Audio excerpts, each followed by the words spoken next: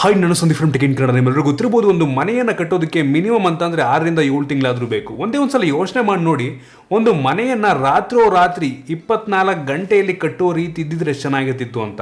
Actually ಆ ರೀತಿ technology ಇರುವಂಥದ್ದು 3D ಪ್ರಿಂಟಿಂಗ್ನ ಮುಖಾಂತರ ರಾತ್ರಿ ಇತ್ತೀಚಿನ ದಿನಗಳಲ್ಲಿ ಮನೆಯನ್ನು ಕಟ್ಟಿಬಿಡ್ತಾರೆ ಆಯಿತಾ. ಸೊ ಆ ಟೆಕ್ನಾಲಜಿ ನಮ್ಮ ಭಾರತಕ್ಕಿನ್ನೂ ಬಂದಿಲ್ಲ. ಸೊ 3D ಪ್ರಿಂಟಿಂಗ್ ಅಂತ ಅಂದರೆ ಮನೆ ಕಟ್ಟೋದು ಅಷ್ಟೇ ಅಲ್ಲ ಆಯಿತಾ, ಒಂದು ವಸ್ತುವನ್ನು ನಾವು ಮನೆಯಲ್ಲೇ ಕೂತ್ಕೊಂಡು ಅದನ್ನು ಮ್ಯಾನುಫ್ಯಾಕ್ಚರ್ ಮಾಡ್ಬೋದು. ಈ ರೀತಿ ಒಂದು ಕ್ಯೂಬ್ ಬೇಕು ಅಂತಂದರೆ ನಾವು ಮನೇಲೆ ಕೂತ್ಕೊಂಡ್ಬಿಟ್ಟು ಜಸ್ಟ್ ಒಂದು ಡಿಸೈನ್ ಕೊಟ್ಟರೆ ಸಾಕು, ಆ ಒಂದು ಮೆಷೀನು 3D ಪ್ರಿಂಟ್ ಮಾಡಿಬಿಟ್ಟು ಈ ಒಂದು ಪಾರ್ಟನ್ನು ನಮಗೆ ಕೊಟ್ಟುಬಿಡುತ್ತೆ. ಇತ್ತೀಚಿನ ದಿನಗಳಲ್ಲಿ ಈ ಒಂದು 3D ಪ್ರಿಂಟಿಂಗ್ ಮೆಷಿನ್ಗಳು ನಮಗೆ 15-20 ಸಾವಿರಕ್ಕೂ ಸಿಕ್ಬಿಡುತ್ತೆ ಆಯಿತಾ. ತುಂಬ ಚೀಪ್ ಆಗ್ತಾ ಹೋಗ್ತಾ ಇದೆ ಆಯಿತಾ. ಸೊ ನಾನಿವತ್ತು ಈ ಒಂದು ವಿಡಿಯೋದಲ್ಲಿ 3D ಪ್ರಿಂಟಿಂಗ್ ಯಾವ ರೀತಿ ಕೆಲಸ ಮಾಡುತ್ತೆ, ಅದರ ಅಡ್ವಾಂಟೇಜಸ್ ಏನು ಮತ್ತು ಅದರ ಡಿಸ್ಅಡ್ವಾಂಟೇಜಸ್ ಏನು, ಇದ್ರ ಬಗ್ಗೆ ಕಂಪ್ಲೀಟ್ ಡೀಟೇಲ್ಸ್ ಕೊಡ್ತಾರೆ. ಇದಕ್ಕಿಂತ ಮುಂಚೆ ನೀವು ನಮ್ಮ tech in Kannada YouTube subscribe ಮಾಡ್ಕೊಂಡಿಲ್ಲ, ಸಬ್ಸ್ಕ್ರೈಬ್ ಮಾಡ್ಕೊಳ್ಳಿ, ಒಂದು ಬೆಲ್ ಐಕಾನ್ ಕೂಡ ಕ್ಲಿಕ್ ಮಾಡ್ಬೋದು. ಮೊದಲನೇದಾಗಿ ಒಂದು 3D ಪ್ರಿಂಟರ್ ಯಾವ ರೀತಿನಪ್ಪ ಕೆಲಸ ಮಾಡುತ್ತೆ ಅಂತಂದರೆ, ಕಾನ್ಸೆಪ್ಟ್ ತುಂಬ ಸಿಂಪಲ್, ಕಾಂಪ್ಲಿಕೇಟ್ ಮಾಡೋದಕ್ಕೆ ಹೋಗಲ್ಲ. ಎಷ್ಟು ಈಸಿ ಎಕ್ಸ್ಪ್ಲೇನ್ ಮಾಡೋದಕ್ಕಾಗುತ್ತೆ ಆ ರೀತಿ ಎಕ್ಸ್ಪ್ಲೇನ್ ಮಾಡ್ತೀನಿ. ಈ ಒಂದು 3D ಪ್ರಿಂಟರ್ನ ಒಳಗಡೆ ಒಂದು ನಾಸಲ್ ಇರುತ್ತೆ ಆಯಿತಾ. ಆ್ಯಕ್ಚುಲಿ ಇದು ನಾಸಲ್ ಅಲ್ಲ, 3D ಪೆನ್ನು, ಅದನ್ನೇ ನಾಸಲ್ ಅಂತ ತಿಳ್ಕೊಳ್ಳಿ.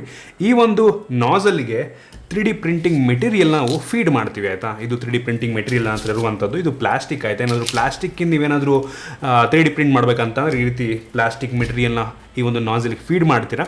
ನೀವೇನಾದರೂ ಮನೆಗೇ ಕಟ್ಟಬೇಕು ಅಂತ ಅಂದರೆ ಇದೇ ನಾಸಲ್ಗೆ ಮೆಟೀರಿಯಲ್ ಯಾವುದಾಗಿರುತ್ತೆ ಅಂತಂದರೆ ಸಿಮೆಂಟು, ಕಾಂಕ್ರೀಟ್ ಆಗಿರುತ್ತೆ. ಸೊ ಅದನ್ನು ಫೀಡ್ ಮಾಡಬೇಕಾಗತ್ತೆ. ಸೊ ಈ ಒಂದು ಕೇಸಲ್ಲಿ ನಾವು ಪ್ಲಾಸ್ಟಿಕ್ಕನ್ನು ಫೀಡ್ ಮಾಡ್ತೀವಿ. ಸೊ ಇದು 3D ಪೆನ್ನು, ನಾವೇ ಇದನ್ನು ಡ್ರಾ ಮಾಡಬೇಕು ಆಯಿತಾ. ನಮಗೆ ಡ್ರಾ ಮಾಡಬೇಕು, ನಾವೇ 3D ಪ್ರಿಂಟ್ ಮಾಡ್ಕೊಬೇಕು ನಾವು. ಆದರೆ 3D ಪ್ರಿಂಟ್ ಒಳಗೆ ಹೆಂಗಿರುತ್ತೆ ಅಂತಂದರೆ ಒಂದು ರೇಲಿಂಗ್ ಇರುತ್ತೆ ಆಯಿತಾ, 3D ಮೂವಿಂಗ್ ರೇಲಿಂಗ್ ಆಯಿತಾ. ಸೊ ಆ ಒಂದು ನಾಸಲ್ ಆ ಒಂದು ರೇಲಿಂಗಿಗೆ ಫಿಕ್ಸ್ ಆಗಿರುತ್ತೆ. ನೀವು ಮೆಷಿನಲ್ಲಿ ಫೀಡ್ ಮಾಡ್ತೀರಾ, ಕೋಡ್ ಹಾಕ್ತೀರಾ ಆಯಿತಾ. ನೀವು ಯಾವ ರೀತಿ ಅದು ಪ್ರಿಂಟ್ ಆಗಬೇಕು ಅಂತಂದರೆ ಈ ಒಂದು ನಾಸಲ್ ಆ ರೀತಿ ಮೂವ್ ಆಗುತ್ತೆ, ಆಟೋಮೆಟಿಕ್ಕಾಗಿ ಮೂವ್ ಹಾಕೊಂಡು 3D ಬಿಲ್ಡ್ ಮಾಡುತ್ತೆ ಆಯಿತಾ. ಸೊ ಈ ರೀತಿ ಕೆಲಸವನ್ನು ಮಾಡುತ್ತೆ. ಒಂದು ವಿಡಿಯೋ ನಾನು ನಿಮಗೆ ತೋರಿಸಿದ್ದೀನಿ ಕಾನ್ಸೆಪ್ಟ್ ಯಾವ ರೀತಿ ಇರುತ್ತೆ ಅಂತ. ಸೊ ಒಂದು ಐಡಿಯಾ ಬಂದಿದೆ ಅಂತ ಅನ್ಕೋತೀನಿ. ಇನ್ ಡೆಪ್ತ್ ಹೋಗೋದಕ್ಕೆ ಹೋಗೋದಿಲ್ಲ ನಾನು. ಸೊ ಇಷ್ಟು ಸಿಂಪಲ್ ಆಗಿ 3D ಪ್ರಿಂಟರ್ ಕೆಲಸವನ್ನು ಮಾಡುತ್ತೆ. ಇನ್ನು ಈ ಒಂದು 3D ಪ್ರಿಂಟರ್ನ ಅಡ್ವಾಂಟೇಜಸ್ ಮತ್ತು ಡಿಸ್ಅಡ್ವಾಂಟೇಜಸ್ ಏನು, ಒಳ್ಳೆಯ ವಿಷಯಗಳಿದೆ, ಏನು ಕೆಟ್ಟ ವಿಷಯಗಳಿದೆ ಇದರಿಂದ ಅಂತ ನಾನು ನಿಮಗೆ ತಿಳಿಸ್ಕೊಡ್ತೀನಿ. ಮೊದಲನೇದಾಗಿ ಒಳ್ಳೆಯ ವಿಷಯಗಳ ಬಗ್ಗೆ ಮಾತನಾಡೋಣ. ಮೊದಲನೇದು ಸ್ಪೀಡ್ ಆಯಿತಾ. ಸ್ಪೀಡ್ ಅಂತಾರೆ ತುಂಬ ಫಾಸ್ಟಾಗಿ ಯಾವುದಾದ್ರು ಮೆಟೀರಿಯಲ್ ಬೇಕು ಅಂತ ಅಂದರೆ ನಾವು ಅದನ್ನು ಡಿಸೈನ್ ಮಾಡಿ ಇನ್ನೊಬ್ಬ ಯಾರಿಗೂ ಕೊಟ್ಬಿಟ್ಟು ಅವ್ನು ಮಾಡಿಕೊಡೋ ಅಷ್ಟರಲ್ಲಿ ತುಂಬ ಲೇಟ್ ಆಗುತ್ತೆ. ಸೊ ನಮ್ಮ ಹತ್ರ ಡಿಸೈನ್ ಇದೆ ಅಂತ ಅಂದರೆ ನಾವು ಈ ಒಂದು 3D ಪ್ರಿಂಟರಿಗೆ ಆ ಒಂದು ಡಿಸೈನ 3D ಮಾಡೆಲ್ನ ಫೀಡ್ ಮಾಡೋದು ಅಂತಂದರೆ ತುಂಬ ಫಾಸ್ಟಾಗಿ 1-2 ಪೀಸ್ ನಾವು ಮಾಡ್ಕೊಳ್ಳೋದಕ್ಕೆ ತುಂಬ ಫಾಸ್ಟಾಗಿ ಮಾಡ್ಕೊಬೋದು. ಜೊತೆಗೆ ಕಾಸ್ಟ್ ಕೂಡ ಅಷ್ಟೇ, ತುಂಬ ಜಾಸ್ತಿ ಕಾಸ್ಟ್ ಆಗೋದಿಲ್ಲ. ತುಂಬ ಚೀಪಾಗಿ ಯಾವುದೋ ಒಂದು 3D ಮೆಟೀರಿಯಲ್ ನಾವು ಆರಾಮಾಗಿ ಬಿಲ್ಡ್ ಮಾಡ್ಕೊಬೋದು ಆಯಿತಾ. ಮತ್ತು ಈ ಒಂದು ಸ್ಪೀಡ್ ಮತ್ತು ಕಾಸ್ಟನ್ನು ಎರಡೂ ಕೂಡ ಕಂಬೈನ್ ಮಾಡಿದ್ವು ಅಂತ ಅಂದರೆ ರಾತ್ರಿ ಮನೆಯನ್ನು ಕೂಡ ಕಟ್ಬೋದು ನಾವು. ಸೊ ಯೋಚನೆ ಮಾಡಿ ನೋಡಿ, ಹಳ್ಳಿಗಳಲ್ಲಿ ಅಥವಾ ಎಷ್ಟೋ ಜನಗಳಿಗೆ ಇರೋದಕ್ಕೆ ಮನೆಯೇ ಇರೋಲ್ಲ ಆಯಿತಾ. ಸೊ ಅವರಿಗೆ ರಾತ್ರಿ ಈ ರೀತಿ ಒಂದು 3D ಪ್ರಿಂಟಿಂಗ್ ದೊಡ್ಡ ಮೆಷಿನ್ಗಳ ಮುಖಾಂತರ ತುಂಬ ಕಡಿಮೆ ಕಾಸ್ಟಲ್ಲಿ ತುಂಬ ಫಾಸ್ಟಾಗಿ ಮನೆಯನ್ನು ಕಟ್ಬೋದು ಅಂತ ಅಂದರೆ ಎಷ್ಟು ಯೂಸ್ ಆಗ್ಬೋದು ಅಂತ. ಸೊ ಇದೊಂದು ರೀತಿ ಹೆವಿ ಕ್ರೇಜಿ ಇನೋವೇಷನ್ ಅಂತಲೇ ಹೇಳ್ಬೋದು. ಇಂಪ್ಲಿಮೆಂಟ್ ಆಯಿತು ಅಂತಂದರೆ ಸದ್ಯಕ್ಕೆ ಈ ಒಂದು ಟೆಕ್ನಾಲಜಿ ಇಂಡಿಯಾದಲ್ಲಿ ಇಲ್ಲ ಆಯಿತಾ, ಬೇರೆ ದೇಶಗಳಲ್ಲಿ ಮಾಡ್ತಾ ಇದ್ದಾರೆ. ಬಟ್ ಇಂಡಿಯಾಗೆ ಯಾವುದಾದ್ರೂ ಒಂದು ಕಂಪ್ನಿ ತೊಗೊಂಬಂತು ಈ ರೀತಿ ಒಂದು ಕಾನ್ಸೆಪ್ಟನ್ನ ತುಂಬ ಕಡಿಮೆಗೆ ಜನಗಳಿಗೆ ಟಾಯ್ಲೆಟ್ನೋ ಮನೆಯನ್ನು ಕೊಟ್ಟೋ ರೀತಿ ತೊಗೊಂಬಂದರು ಅಂತ ಅಂದರೆ ಬೆಂಕಿ ಇರುತ್ತೆ ನನಗೆ ಅನ್ನಿಸ್ದಂಗೆ. ಇದರ ನಂತರ ನೀವು ಏನು ಬೇಕಾದರೂ ಪ್ರಿಂಟ್ ಮಾಡ್ಬೋದು. 3D ಏನಾದರೂ ಒಂದು ಮೆಟೀರಿಯಲ್ಲು, ಎಷ್ಟು ಜನ ಈ ಒಂದು ಫೋನಿಗೆ ಬ್ಯಾಕ್ ಕವರ್ನ ಪ್ರಿಂಟ್ ಮಾಡ್ಕೋತಾ ಇರ್ತಾರೆ ಆಯಿತಾ. ಎಷ್ಟು ಜನ ತುಂಬ ಸಿಂಪಲ್ಲಾಗಿ ಆರಾಮಾಗಿ ಆನ್ಲೈನಲ್ಲಿ ಫ್ರೀಯಾಗಿ ಕೆಲವೊಂದು 3D ಮಾಡೆಲ್ಗಳು ಸಿಗ್ತವೆ. ಅದನ್ನು ಹಾಕೊಂಬಿಟ್ಟು ನೀವು ಈ ಒಂದು ಫೋನಿಗೆ ಬ್ಯಾಕ್ ಕವರ್ ಆಗಿರ್ಬೋದು ಅಥವಾ ಗೊಂಬೆಗಳನ್ನ ನೀವು ಪ್ರಿಂಟ್ ಮಾಡ್ಕೊಬೋದು. ನಿಮಗೆ ಇಷ್ಟ ಬಂದಿದ್ದು ಮೆಟೀರಿಯಲ್ನ ಆಯಿತಾ. ಸೊ ಸಿಂಪಲ್ ಮೆಟೀರಿಯಲ್ ನೀವು ಆರಾಮಾಗಿ ಮೇಲೆ ಕೂತ್ಕೊಂಡು ನಾವು ಪ್ರಿಂಟ್ ಮಾಡ್ಕೊಬೋದು. ಜೊತೆಗೆ ಈ ಒಂದು 3D ಪ್ರಿಂಟರ್ನ ಮೆಷಿನ್ ಕಾಸ್ಟ್ ಕೂಡ ತುಂಬ ಕಡಿಮೆ ಇರುತ್ತೆ. ಅದು ಇತ್ತೀಚಿನ ದಿನಗಳಲ್ಲಿ ಒಂದು 15-20 ಸಾವಿರಕ್ಕೆಲ್ಲ 3D ಪ್ರಿಂಟರ್ಗಳು ಸಿಕ್ಬಿಡುತ್ತೆ. ಆ್ಯಕ್ಯುರೇಸಿ ಎಷ್ಟು ಚೆನ್ನಾಗಿರೋದು ಬೇಕು ಅಷ್ಟೇ ಕಾಸ್ಟ್ ಜಾಸ್ತಿ ಆಗ್ತಾ ಹೋಗುತ್ತೆ. ನಿಮ್ಮ ಹತ್ರ ಒಂದು 50-60 ಸಾವಿರ ಬಡ್ಜೆಟ್ ಇದೆ ಅಂತಂದರೆ ಒಂದು ಒಳ್ಳೆಯ 3D ಪ್ರಿಂಟರ್ನ ನೀವು ಪರ್ಚೇಸ್ ಮಾಡ್ಬೋದು. ಕ್ರೇಜಿ ಅಂತ ಹೇಳಕ್ಕೆ ಇಷ್ಟಪಡ್ತೀನಿ. ಮತ್ತು ಎರರ್ಸ್ಗಳು ಕೂಡ ತುಂಬ ಕಡಿಮೆ ಆಯಿತಾ. ನೀವೇನು ಮಾಡೆಲ್ ಡಿಸೈನ್ ಕೊಟ್ಟಿರ್ತೀರೋ ಅದೇ ಮಾಡೆಲ್ನ ನಿಮಗೆ ಪರ್ಫೆಕ್ಟಾಗಿ ಆ ಒಂದು ಡೈಮೆನ್ಷನಿಗೆ ನಿಮಗೆ ಬಿಲ್ಡ್ ಮಾಡಿಕೊಟ್ಬಿಡುತ್ತೆ. ಜೊತೆಗೆ ಎನ್ವಿರಾನ್ಮೆಂಟಲ್ ಫ್ರೆಂಡ್ಲಿ ಕೂಡ ಹೌದು, ಜಾಸ್ತಿ ವೇಸ್ಟ್ ಏನೂ ಆಗೋದಿಲ್ಲ. ನೀವು ಲೇತಲ್ಲಿ ಅಥವಾ VMC ಅದರಲ್ಲೆಲ್ಲ ನೀವು ಒಂದು ಮಾಡೆಲ್ನ ನೀವು ಬಿಲ್ಡ್ ಮಾಡಬೇಕು ಅಂತಿದ್ರೆ ಅಂತಂದರೆ ಅದರಲ್ಲಿ ಮಿಷಿನಿಂಗಿಗೆ ಎಷ್ಟೋ ಒಂದು ಸ್ಕ್ರ್ಯಾಪ್ ಎಲ್ಲ ಹೋಗ್ಬಿಡುತ್ತೆ. ಸೊ ಆ ರೀತಿ ಏನೂ ಆಗೋದಿಲ್ಲ. ನೀವು ಮೆಟೀರಿಯಲ್ ಅದು ಹೆಂಗೆ ಬೇಕೋ ಅದೇ ರೀತಿ 3D ಮಾಡೆಲ್ ಮಾಡೋದ್ರಿಂದ ಆ ಒಂದು ಮೆಟೀರಿಯಲ್ ವೇಸ್ಟ್ ಕೂಡ ಆಗೋದಿಲ್ಲ. ಎನ್ವಿರಾನ್ಮೆಂಟಲ್ ಫ್ರೆಂಡ್ಲಿ ಅಂತ ಕೂಡ ಹೇಳ್ಬೋದು. ಜೊತೆಗೆ ನಾನು ತುಂಬ ಎಕ್ಸೈಟ್ ಆಗಿರುವಂಥದ್ದು ಈ ಒಂದು 3D ಪ್ರಿಂಟಿಂಗಲ್ಲಿ ಫ್ಯೂಚರ್ ಅಂದರೆ ಮೆಡಿಕಲ್ ಫೀಲ್ಡಲ್ಲಿ ಆಯಿತಾ. ನಮ್ಮ ಒಂದು ಬಾಡಿ ಪಾರ್ಟನ್ನು 3D ಪ್ರಿಂಟ್ ಮಾಡೋ ರೀತಿ ಫ್ಯೂಚರಲ್ಲಿ ಬಂದರೂ ಬರ್ಬೋದು.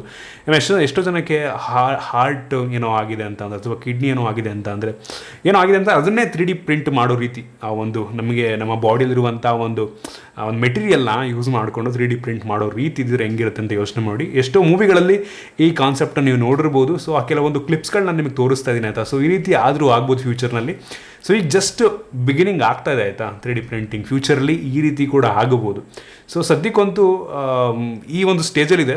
ಆ ಲೆವೆಲ್ಗೆ ಹೋಗೋದು ಗೊತ್ತಿಲ್ಲ ಯಾವ ಹೋಗ್ತಾರೆ ಅಂತ. ಬಟ್ ಫ್ಯೂಚರಲ್ಲಿ ಇನ್ನೂ ಹೆವಿ ಇರುತ್ತೆ ಈ ಒಂದು ಅಡ್ವಾನ್ಸ್ ಟೆಕ್ನಾಲಜಿ ಅಂತ ನನಗನ್ಸುತ್ತೆ. ಕಾದು ನೋಡೇ ಆಗಿರುತ್ತೆ ಅಂತ. ಇನ್ನು ನಂತರ ಡಿಸ್ಅಡ್ವಾಂಟೇಜ್ ಬಗ್ಗೆ ಮಾತನಾಡಬೇಕಂತ ಅಂದರೆ ತುಂಬ ದೊಡ್ಡ ಡಿಸ್ಅಡ್ವಾಂಟೇಜ್ ಏನಪ್ಪ ಅಂತಂದರೆ ಇದರಿಂದ ಮ್ಯಾನುಫ್ಯಾಕ್ಚರಿಂಗ್ ಜಾಬಿಗೆ ಒಂದು ರೀತಿ ಕುತ್ತು ಅಂತಲೇ ಹೇಳ್ಬೋದು. ಏನಕ್ಕೆ ಅಂತಂದರೆ ಒಂದು ಮೆಷಿನ್ ಒಂದು ಮನೆಯನ್ನು ರಾತ್ರಿ ಬಿಲ್ಡ್ ಮಾಡುತ್ತೆ ಅಂತಂದರೆ ಎಷ್ಟೋ ಜನ 6 ತಿಂಗಳು ಕೆಲಸ. ಅದು 6 ತಿಂಗಳು ಒಂದು ಮನೆ ಕಟ್ಟೋದನ್ನು ಒಂದು ಮೆಷಿನ್ ರಾತ್ರಿ ಮಾಡಿಬಿಡ್ತು ಅಂತಂದರೆ 6 ತಿಂಗಳು ಆ ಜಾಬು ಒಂದು 15-20 ಜನ ಮಾಡುವಂಥ ಕೆಲಸವನ್ನು ಕಂಪ್ಲೀಟಾಗಿ ಈ ಒಂದು 3D ಪ್ರಿಂಟರ್ ತೊಗೊಂಡಂಗೆ. ಸೊ ಅದರಿಂದ ಜಾಬಿಗೆ ಫ್ಯೂಚರ್ನಲ್ಲಿ ಈಗ ಮಾಸ್ ಪ್ರೊಡಕ್ಷನ್ ಮಾಡೋಕ್ಕೆ ಶುರು ಮಾಡಿದ್ರು ಅಂತಂದರೆ ಅದೊಂದು ಮೆಟೀರಿಯಲ್ನ. ಸೊ ಎಷ್ಟೋ ಜನ ಲೇತ್ ಆಪ್ರೇಟರ್ಗಳಿರ್ತಾರೆ, CNC ಆಪ್ರೇಟರ್ಗಳಿರ್ತಾರೆ. ಸೊ ಅವ್ರಿಗೆ ಜಾಬ್ಗೆ ಹೊಡೆತ ಬೀಳ್ಬೋದು ಇದರಿಂದ ಅಂತ ನನಗನ್ಸಿದ್ದು ಇದು ಮೇಯ್ನ್ ಡಿಸ್ಅಡ್ವಾಂಟೇಜ್ ಆಗಿರುವಂಥದ್ದು. ಮತ್ತು ಇನ್ನೊಂದು ಕಾಪಿರೈಟ್ ಆಯಿತಾ. ಈಗ ಯಾವುದೋ ಒಂದು ಪ್ರಾಡಕ್ಟ್ ಆಯಿತಾ, ಇದೊಂದು ಪ್ರಾಡಕ್ಟ್ನ ಒಂದು ಕಂಪನಿ ಲಾಂಚ್ ಮಾಡಿದ್ರೆ ರಿಲೀಸ್ ಮಾಡ್ತಾರೆ. ಸೊ ನಾವೇನು ಮಾಡ್ಬೋದು ಅಂತಂದರೆ ಒಂದು 3D ಪ್ರಿಂಟರಿಂದ ತುಂಬ ಈಸಿಯಾಗಿ ಈ ಒಂದು ಮಾಡೆಲ್ನ ಸ್ಕ್ಯಾನ್ ಮಾಡಿ ಇದೇ ಕಾಪಿಯನ್ನು ನಾನು ಕಾಪಿರೈಟ್ ಇದೇ ಒಂದು ಮೆಟೀರಿಯಲ್ ನಾನೇ ಬಿಲ್ಡ್ ಮಾಡ್ಕೊಬೋದು. ನಾನು ಅವನ ಹತ್ರ ಪರ್ಚೇಸ್ ಮಾಡೋ ಅವಶ್ಯಕತೆ ಇಲ್ಲ. ತುಂಬ ಚೀಪಾಗಿ ಈ ಒಂದು ಮಾಡೆಲ್ನ ಸ್ಕ್ಯಾನ್ ಮಾಡಿ ನಾನೇ 3D ಪ್ರಿಂಟ್ ಮಾಡ್ಕೊಬೋದು. ಸೊ ಅದು ಕಾಪಿರೈಟ್ ಪ್ರಾಬ್ಲಮ್ ಕೂಡ ಆಗುತ್ತೆ. ಸೊ ಇದು ಇನ್ನೊಂದು ಪ್ರಾಬ್ಲಮ್ ಆಗಿರುವಂಥದ್ದು. ಇನ್ನು ಮಾಸ್ ಪ್ರೊಡಕ್ಷನ್ಗೆ ಸ್ವಲ್ಪ ಡಿಸ್ಅಡ್ವಾಂಟೇಜ್. ಮಾಸ್ ಪ್ರೊಡಕ್ಷನ್ಗೆ ಅಂತಂದರೆ ಸೊ ಪ್ರತಿಯೊಂದನ್ನು ಕೂಡ 3D ಪ್ರಿಂಟ್ ಮಾಡ್ಕೊಳ್ಳೋದಕ್ಕೆ ಒಂದು ಲೆವೆಲಿಗೆ ಟೈಮ್ ತೊಗೊಳುತ್ತೆ ಆಯಿತಾ. 3D ಪ್ರಿಂಟರ್ ಅದು ಹೆವಿ ಫಾಸ್ಟು ಇರಲ್ಲ. ಬಟ್ ಮಾಸ್ ಪ್ರೊಡಕ್ಷನ್ಗೆ ಸದ್ಯಕ್ಕಂತೂ ಅದು ಎಫೆಕ್ಟಿವ್ ಅಲ್ಲ ಅಂತ ನನಗನ್ಸುತ್ತೆ. ಸೊ ಇದು ಮಾಸ್ ಪ್ರೊಡಕ್ಷನ್ಗೆ ಸದ್ಯಕ್ಕಂತಿಲ್ಲ. ಫ್ಯೂಚರ್ಲಿ ಹೆವಿ ಫಾಸ್ಟಾಗಿ ಬಿಲ್ಡ್ ಮಾಡೋ ಸಾಧ್ಯತೆ ಇರುತ್ತೆ. ಸೊ ಕಾದು ನೋಡೋಣ ಹೆಂಗಿರುತ್ತೆ ಅಂತ. ಇನ್ನು ನಂತರ ಬಿಲ್ಡ್ ಸೈಜ್ ಆಯಿತಾ. ಸದ್ಯಕ್ಕಂತೂ ಈ ಒಂದು 3D ಪ್ರಿಂಟರ್ಗಳು ಒಂದು ಸಣ್ಣ ಬಾಕ್ಸ್ ರೀತಿಯಲ್ಲಿರುತ್ತೆ. ಸೊ ನಿಮಗೆ ಮನೆಗೇನೆ ಕಟ್ಟಬೇಕು ಅಂತಂದರೆ ಅದಕ್ಕೆ ಅದೇ ಒಂದು ಸೈಜಿಗೆ ಕಸ್ಟಮೈಸ್ ಎಲ್ಲ ಮಾಡ್ಕೊಬೇಕು. ಸೊ ಸದ್ಯಕ್ಕಂತೂ ಈ ಒಂದು ಸಣ್ಣ ಸೈಜ್ ಇದೆ. ಫ್ಯೂಚರಲ್ಲಿ ಅದು ದೊಡ್ಡದಾದರೂ ಆಗುತ್ತೆ, ಅದು ಮ್ಯಾಟ್ರ್ ಆಗಲ್ಲ ಫ್ಯೂಚರ್ನಲ್ಲಿ. ಸದ್ಯಕ್ಕಂತೂ ಸೈಜ್ಗೆ ಲಿಮಿಟ್ ಇರುವಂಥದ್ದು, ಇಷ್ಟೇ ಸೈಜನ್ನು ನೀವು ಬಿಲ್ಡ್ ಮಾಡ್ಬೋದು ಅಂತ ಎಲ್ಲ ಇರುತ್ತೆ. ಮತ್ತು ಇನ್ನೊಂದು ಡಿಸ್ಅಡ್ವಾಂಟೇಜ್ ಏನಪ್ಪ ಅಂತಂದರೆ ಮೆಟೀರಿಯಲ್ ಲಿಮಿಟೇಷನ್ಸ್ ಅಂತಂದರೆ ಸೊ ಒಂದು ನೋಡ್ಬೋದು ಪ್ಲಾಸ್ಟಿಕ್ಕನ್ನು ಯೂಸ್ ಪ್ಲಾಸ್ಟಿಕ್ಕು ತುಂಬ ಬೇಗ ಮೆಲ್ಟ್ ಆಗುತ್ತೆ. ಅದನ್ನು ಹೀಟ್ ಮಾಡಿಬಿಟ್ಟು ನಾವು 3D ಪ್ರಿಂಟ್ ಮಾಡ್ತಾಯಿದ್ದೀವಿ ಅಂದರೆ ತುಂಬ ಬೇಗ ಗಟ್ಟಿ ಕೂಡ ಆಗುತ್ತೆ ಅದು. ಸೊ ಅದರಿಂದ ನಾವು ಈ ಒಂದು ಪ್ಲಾಸ್ಟಿಕ್ ಮೆಟೀರಿಯಲ್ ಯೂಸ್ ಮಾಡೋದು. ಎಷ್ಟೋ ಸಲ ಒಂದು ಮೆಟಲ್ನ ಕೂಡ ಯೂಸ್ ಮಾಡ್ತಾರೆ ಆಯಿತಾ. ಮೆಟಲ್ ಕೆಲವೊಂದು ಮೆಟೀರಿಯಲ್ಗಳು ತುಂಬ ಬೇಗ ಮೆಲ್ಟ್ ಆಗುತ್ತೆ, ತುಂಬ ಬೇಗ ಸಾಲಿಡ್ ಕೂಡ ಆಗಿಬಿಡುತ್ತೆ. ಸೊ ಅದರಿಂದ ಆ ಮೆಟೀರಿಯಲ್ನ ಯೂಸ್ ಮಾಡ್ಬೋದು. ಬಟ್ ನಾವು ಮರ ಯೂಸ್ ಮಾಡೋಕ್ಕಾಗತ್ತೆ, ವುಡ್ಡನ್ನು ಯೂಸ್ ಮಾಡೋಕ್ಕಾಗತ್ತೆ. ಏನಾದರೂ ವುಡ್ ಮೆಟೀರಿಯಲ್ ನಮಗೆ ಬೇಕು ಅಂತಂದರೆ ಮರನ್ನ ಮಾಡೋದಕ್ಕಾಗತ್ತಾ? ಆಗೋದಿಲ್ಲ.